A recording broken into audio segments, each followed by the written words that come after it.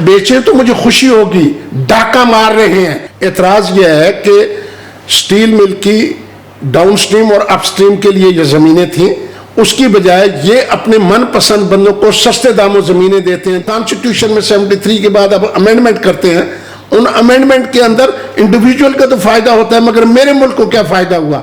जावेदार cement में क्या हुआ? वो वहां पे हाउसिंग कॉलोनी बन गई। पीको में इन्होंने क्या किया? देखिए, मेरी किसी से कोई जाती लड़ाई नहीं है। अपनी 10वीं मीटिंग में अप्रूव कर रहे हैं जी स्टील मिल को स्क्रैप कर दिया जाए और इसकी जमीनों में इकोनॉमिक जोन बना दिया जाए। हमने खत लिखने शुरू किए। मेरे मुल्क में इन्वेस्टर आने को तैयार है, क्योंकि लोकेशन मेरी स्टील मिल की कोरिया से लेकर अफ्रीका से बेहतर नहीं है, पोर्ट के ऊपर है। वो बाहर के लोग कहते हैं कि दुबई में तुमने कितनी इन्वेस्टमेंट की हुई है, दुनिया के बैरूनी मुल्क में, तुम खुद तो यहाँ करते नहीं हो, हमें इन्वाइट कर रहे हो। अस्सलाम वालेकुम दोस्तों, आजकल आपने सुना होगा PIA की प्राइवेटाइजेशन हो चुकी है। कहा जाता है कि वो फॉर्मेलिटीज़ जो है वो मुकम्मल कर ली गई हैं, लेकिन उसमें बड़े एतराज़ात हैं उस हवाले से। इसी तरह पाकिस्तान स्टील मिल्स 2015 या 16 से मेरा ख्याल है बंद है। अभी भी करोड़ों का उस पर माहाना ख़र्चा होता है और हमारे आपके टैक्सों के जो पैसे हैं उस पर इसके बाकी मानदा मुलाजमीन और मिल के अभी भी शायद गैस का भी बिल आता होगा, वो उन पैसों से अदा हो रहे हैं। इसके साथ साथ इसकी 19,600 एकड़ ओरिजिनल ज़मीन थी पाकिस्तान स्टील मिल की, उसमें से कुछ लोग खा गए हैं, आसपास के जो बाएसर लोग थे। अभी कुछ अर्सा पहले ही इस मिल का कोई 6-6.5 हज़ार एकड़ ज़मीन SIFC को देने का फ़ैसला हुआ है। शायद वो सनती जोन बनाना है वहाँ पे। मज़ीद तमहीद की बजाय मैं अभी वेलकम करूँगा ममरेज़ ख़ान साहब को। ये Pakistan steel mill stakeholders group है, उसके ये रूह रवां हैं। तवील अरसे से स्टील मिल को बचाने के लिए, उससे फ़ायदा उठाने के लिए बड़ी इन्होंने कोशिशें की। खतूत भी लिखते रहते हैं वक्तन फ़वक्तन, एक वन मैन डेमोलिशन स्क्वाड की तरह। जहाँ जहाँ उनका बस चलता है वहाँ वो दरवाज़ा खटखटाते हैं। तो ममरेज़ ख़ान साहब वेलकम। आपको बहुत शुक्रिया जी, आपने मौका दिया। और पाकिस्तान स्टील मिल का मैं लंबी तारीख से नहीं, वज़ीर ख़ज़ाना साहब ने बजट स्पीच में ये बताया कि हमने 6,800 एकड़ ज़मीन SIFC को डेजिग्नेट कर दी है, जो स्पेशल इकनॉमिक जोन यहाँ पे बनाएंगे। मैं इसी हवाले से सवाल पूछना चाह रहा था कि special economic investment facilitation council को तो दे दी गई, बुनियादी तौर पे मकसद है यहाँ पे सरमायाकारी बढ़ाना। तो आप फिर ये बताएं कि क्या मौजूदा हालात के तहत जो आप हिस्ट्री देखते हैं इससे कुछ फ़ायदा होगा? जी, स्पेशल इकनॉमिक जोन इससे पहले भी और एक्सपोर्ट प्रोसेसिंग जोन इस मुल्क में हैं। पहले तो उनकी परफॉर्मेंस ऑडिट करें कि उनकी परफॉर्मेंस क्या है। रही पाकिस्तान स्टील मिल की, मैं जो पाकिस्तान स्टील मिल के लिए कर रहा हूँ वो ये कर रहा हूँ कि मुल्क को अगर इंडस्ट्रियलाइज करना है तो वो इससे होगा, एग्रोटेक अगर करना है तो उसका, और इंजीनियरिंग इंडस्ट्री की ये माँ है। आप जितनी भी इंजीनियरिंग करते हैं तकरीबन साल का 10 अरब डॉलर का लोहे का और मशीनरी का और इसका हमारा इंपोर्ट बिल आता है। अगर स्टील मिल को, जिसकी जुल्फ़कार अली भुट्टो ने संग बुनियाद रखा था 22 लाख टन की, उस वक्त भी ये ज़िया-उल हक साहब के दौर में हुआ कि इस मिल को बंद कर दें, तो हमने इसकी मार्केट स्टडी कराई थी UK के कंसल्टेंट से। तो उन्होंने कहा कि आप तो बड़े फ़ायदे में रहे हैं कि इसी इंफ्रास्ट्रक्चर पे BMR से आप 30 लाख टन पे जा सकते हैं। अब 30 लाख टन पे जाने के लिए इस वक्त दुनिया की जो डेवलप कंट्री है उनके इंडेक्सेशन देखें तो चाइना की जो पर कैपिटा कंजम्पशन है वो 650 kg है, डेवलप कंट्री 250 kg, इंडिया 98 और मैं 47 kg, और मेरी एक मिल थी इन्होंने बंद कर दी है। अब प्राइवेट मिलें जो हैं वो स्क्रैप और वो इंपोर्ट करती हैं, आपको क्वालिटी स्टील नहीं मिलता। मैं एक न्यूक्लियर स्टेट हूँ, मैं ये गुजारिश करूँगा हुकूमत से, SIFC को प्रॉपर्ली ब्रीफ नहीं किया गया। इन्होंने SIFC को 4 अक्टूबर 2023 को एक प्राइवेटाइजेशन की एक्टिव लिस्ट से हटाया और ministry of industry and production को ये डायरेक्शन दी कि आप एक कमेटी कॉन्स्टिट्यूट करें जो वायबल ऑप्शन दें कि इस प्लांट को स्क्रैप कर दिया जाए या बहाल हो सकता है। ठीक है, ये मुझे बताएं कि इन्होंने प्राइवेटाइजेशन लिस्ट से पाकिस्तान स्टील मिल को क्यों हटाया? मैं सवाल पूरा कर लूँ, क्योंकि जो 6,000 या 6,500 एकड़ अगर हमने दे दिए SIFC को, तो स्टील मिल की तो बहुत ज़्यादा ज़मीन है ओरिजिनल, और उसके जो बिल्ट अप एरिया है जहाँ पे मिल है कायम, वो कोई मुश्किल से 2,500 एकड़ है। तो उसका प्राइवेटाइजेशन लिस्ट से हटाने का क्या ताल्लुक है? देखिए, प्राइवेटाइजेशन से ये कि कोई फैसले को पड़ता नहीं है। इसका प्राइवेटाइजेशन से ये कि प्राइवेटाइजेशन की मेरे ब्यूरोक्रेसी जो है वो पॉलिसी ऐसी बनाती है जो प्राइवेट इन्वेस्टर को सूट करे ना मुल्क के लिए। 10 रुपए के शेयर की वैल्यू 2006 में बुक वैल्यू 18 रुपए 60 पैसे थी, इन्होंने 16 रुपए 80 पैसे पे बेचा। कोर्ट में वतन पार्टी ने चैलेंज किया, पाकिस्तान स्टील की यूनियन ने चैलेंज किया, तो उस पर वो प्राइवेटाइजेशन नहीं रुकी थी। लोग फैसला नहीं पढ़ते, मीडिया के मेरे दोस्त भी उसमें शफाफियत नहीं थी, violation of rules and regulation थी, काउंसिल ऑफ कॉमन इंटरेस्ट से अप्रूव्ड नहीं था, और ओमिशन और कमीशन का केस था। यही अब PIA में भी है, वो काउंसिल ऑफ कॉमन इंटरेस्ट की अप्रूवल नहीं है, एसेट की वैल्यूएशन नहीं है, और जो कुछ भी इन्होंने ये किया है आने वाले कल में सदा इन हुक्मरानों ने तो नहीं रहना, इन्होंने जाना भी है। उसके बाद किसी ने, मैं बेसिकली जो इस्लामाबाद आया हूँ, मैं SIFC की मदद करना चाहता हूँ ताकि ये कोई ऐसा ब्लंडर ना करे जिससे मेरे मुल्क का नुकसान हो, और आने वाले कल में हम भी वही वक्त ज़ाया करते रहें कि पिछलों की इन्वेस्टिगेशन करें। मैं कल बोर्ड ऑफ इन्वेस्टमेंट के मिनिस्टर साहब से मिला, मैंने उनको खत लिखा कि जुल्फकार अली भुट्टो ने जिस मिल का बुनियाद रखी 1973 में, वो आज तक हम मुकम्मल नहीं कर सके, और आधी मिल जो हमने लगाई 2008 तक प्रॉफिट अर्निंग थी। 2008 से लेकर अब तक $20 अरब का एडिशनल इंपोर्ट बिल बढ़ा, जिससे मेरा बैलेंस ऑफ पेमेंट डिस्टर्ब हुआ और रुपए की वैल्यू कम हुई, और 800 अरब रुपया पाकिस्तान स्टील मिल के खसारे और कर्जे, या खसारा और कर्जा स्टील मिल को डेलिबरेटली तबाह किया गया to benefit some private company. और अगली बात यह है कि आज भी इस मिल में पोटेंशियल है, इसको खड़ा किया जा सकता है, लोकल ट्रेन ह्यूमन रिसोर्स है, मगर हुकूमत अपनी जिम्मेदारी पूरी करे। जिम्मेदारी क्या? Reconstitution of knowledgeable board of director and professional management. अब SIFC ने और ministry of industries and production ने जो रास्ता अख्तियार किया है वो तबाही की तरफ जाता है। ये स्पेशल इकोनॉमिक जोन जो पहले बने हैं उससे क्या फायदा हुआ? जो अब मैं वही सवाल पूछ रहा था कि स्टील मिल की ज़मीन SIFC के हवाले करके उससे हासिल क्या होगा? पाकिस्तान में तो इस तरह की बहुत सारी पॉलिसियाँ आई हैं, और बुनियादी इसमें एतराज़ आपका क्या है? एतराज़ यह है कि स्टील मिल की डाउन स्ट्रीम और अपस्ट्रीम के लिए ये ज़मीनें थीं, उसकी बजाय ये अपने मनपसंद बंदों को सस्ते दामों ज़मीनें देते हैं। जैसे अभी जी एक्सपोर्टर ये एप्टमा वाले ज़्यादा एक्टिव हैं। गौहर एजाज साहब हमारे मिनिस्टर रहे हैं जब ये प्राइवेटाइजेशन की लिस्ट से हटाया ये बिजनेस। मैं आपके तवस्सुत से सदर पाकिस्तान, वज़ीर आज़म पाकिस्तान और फील्ड मार्शल साहब से मैं रिक्वेस्ट करता हूँ, हुकूमत की इकनॉमिक टीम बिठाएं सामने जो मुल्क के फ़ायदे में होगा, हम इनकी मदद करेंगे। आप यकीन करें कि मेरे मुल्क में मतलब यूथ है, अपॉर्चुनिटी है, जोग्राफिकली मेरी लोकेशन अच्छी है, ये इन्वेस्टर फिर रहा है, मगर मेरी आज तक स्टील पॉलिसी को नहीं, how to attract the investor. नहीं, लेकिन देखें ना, गौहर एजाज साहब तो बड़े इनकलाबी मालूम होते हैं, उनकी बातें सुने IPPs के हवाले से, लेकिन वो अब PIA के हिस्सेदार हो गए हैं वो। तो यही हाल फिर स्टील मिल का भी होना है आपका ख्याल? स्टील मिल को आप ये बताएं कि ये $800 अरब या $20 अरब में इन्वेस्टिगेट हुकूमत ने करना है ना।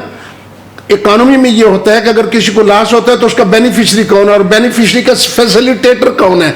अल्लाह जानता है कि ये ब्यूरोक्रेसी जो सारी समरियां बनाती है मिसलेड करती है। SIFC को मिसलेड किया गया है। और जहां तक PIA का ये दूसरा तल्लक है, ये प्राइवेटाइजेशन कमीशन, आप मुझे बताएं कि एग्जीक्यूटिव का किसी का ब्यूरोक्रेट का आज तक परफॉर्मेंस ऑडिट हुआ है? पार्लियामेंट का कभी हुआ है? अब आप देखें कि कॉन्स्टिट्यूशन में 73 के बाद अब अमेंडमेंट करते हैं, उन अमेंडमेंट के अंदर इंडिविजुअल का तो फायदा होता है, मगर मेरे मुल्क को क्या फायदा हुआ? अब आप देखें 73 में डॉलर रुपी पैरिटी क्या थी और आज डॉलर रुपी पैरिटी। आपके PIA की निजकारी पे भी बड़े शदीद एतराज़ात हैं। आपके कुछ उसमें शख्सियात शामिल हैं जो कि डिफॉल्टर उनको करार दिया गया है, वो ज़रा बताएं। आरफ हबीब साहब है, वो स्टील मिल के सिलसिले में उनके ऊपर जो रिमार्क्स पास किए थे और फैसले में मौजूद हैं, वो प्री क्वालिफाई नहीं कर सकते थे पाकिस्तान स्टील मिल के लिए, क्योंकि उनके ऊपर क्रिमिनल केसेस थे जिसकी उन्होंने कंसीलमेंट की थी। और वो सुप्रीम कोर्ट में जब आया उसकी बुनियाद पर उसके खदशात जाहिर किए गए कि इसको प्री क्वालिफाई किया गया। उसकी रिव्यू पिटीशन प्राइवेटाइजेशन कमीशन ने तो 2012 में अपनी वापस ले ली। अब रिव्यू पिटीशन आरफ हबीब साहब की 2013 में डिस्पोज ऑफ कर दी गई, वो साकिब निसार साहब ने 2018 मार्च में रेस्टोर कर दी। रेस्टोर करने के बाद 2 हफ्ते में केस लगना था, आज 8 साल हुए हैं नहीं। क्यों? उसमें वतन पार्टी के बैरिस्टर सफरुल्लाह साहब गए, उन्होंने कहा भाई पिंडोरा बॉक्स खुलेगा, तो चीफ साहब ने कहा जी खुल जाए, उन्होंने कहा फिर हमें भी सुन, उन्होंने कहा आपको भी सुन लेंगे। वजह यह है, ये जितना भी मेरा प्राइवेट सेक्टर है, मैं प्राइवेट सेक्टर की वो करता हूँ, मगर कुछ लोग ऐसे हैं not at the cost of the state on entities.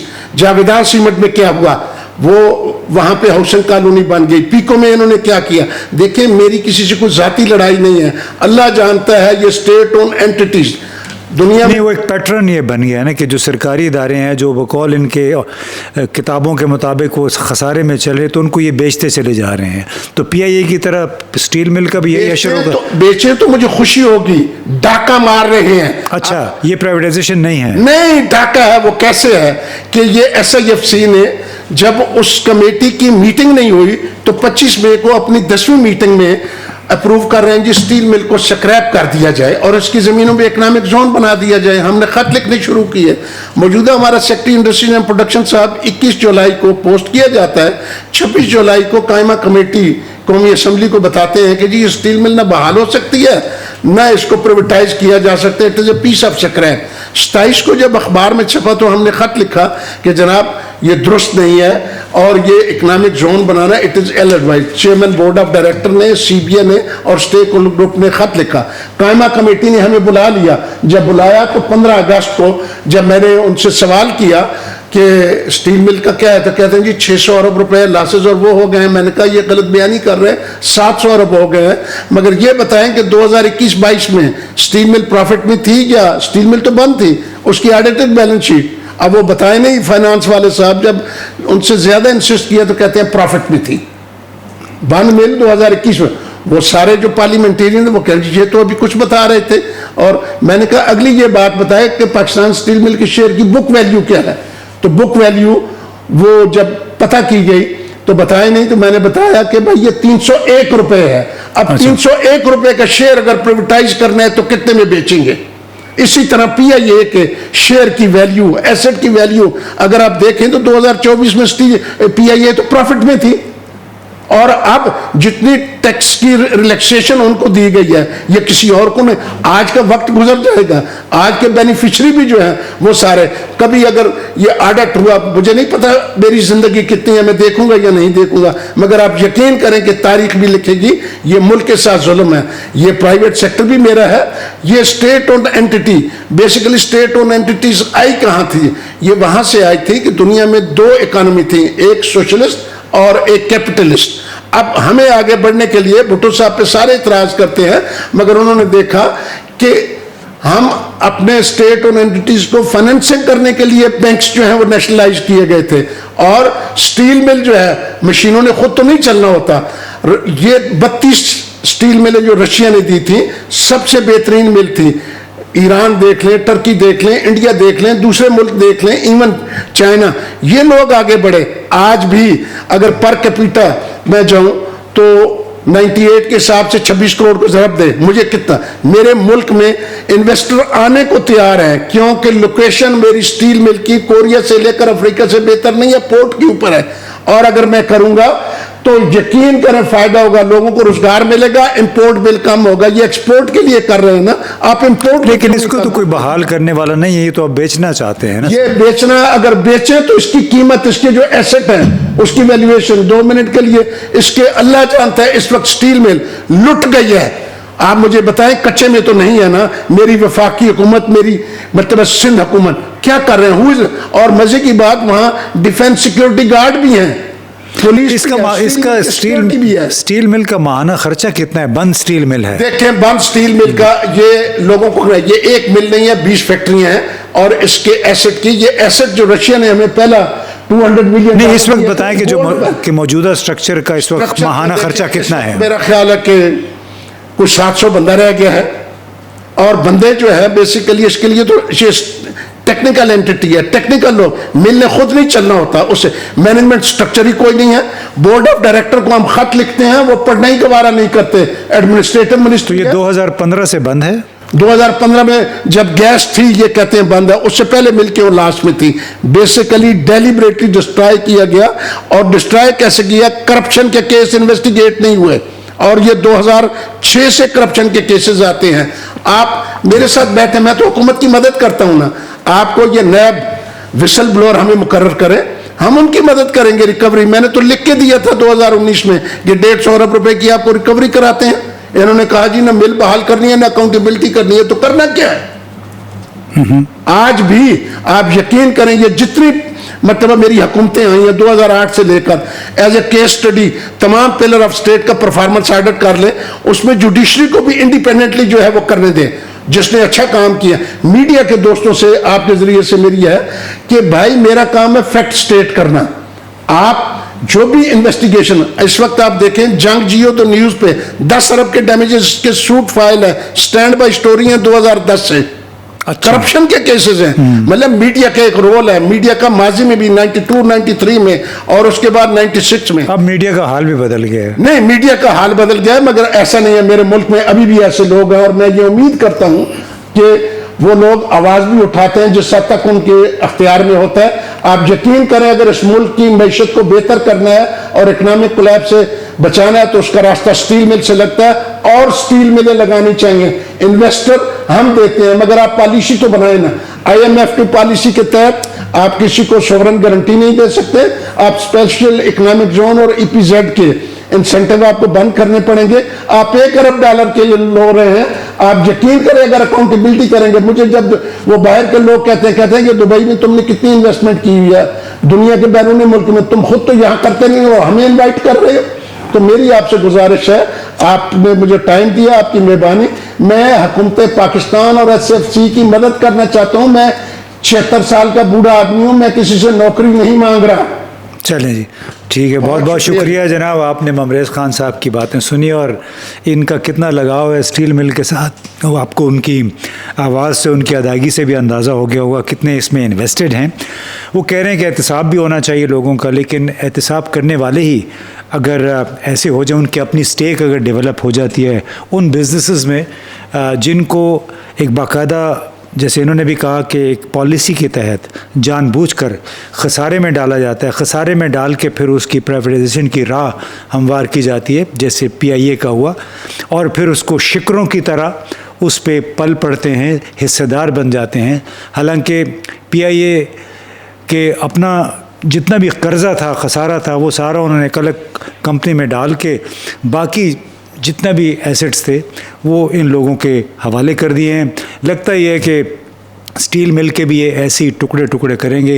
हालांकि बकौल ममरेज़ खान साहब के अगर इसको प्रोफेशनल अंदाज में चलाया जाए तो आज भी पाकिस्तान में इक्तिसादी बहाली और ख़ास जो स्टील सेक्टर है उसको, क्योंकि बहाली और निस्बतन सस्ता स्टील फराहम करने और स्टील पे जो ज़र मुबादला ख़र्च होता है उसको बचाने के लिए कुंजी जो है वो पाकिस्तान स्टील मिल है। अब देखते हैं कि उसका हशर क्या होता है। बहुत बहुत शुक्रिया।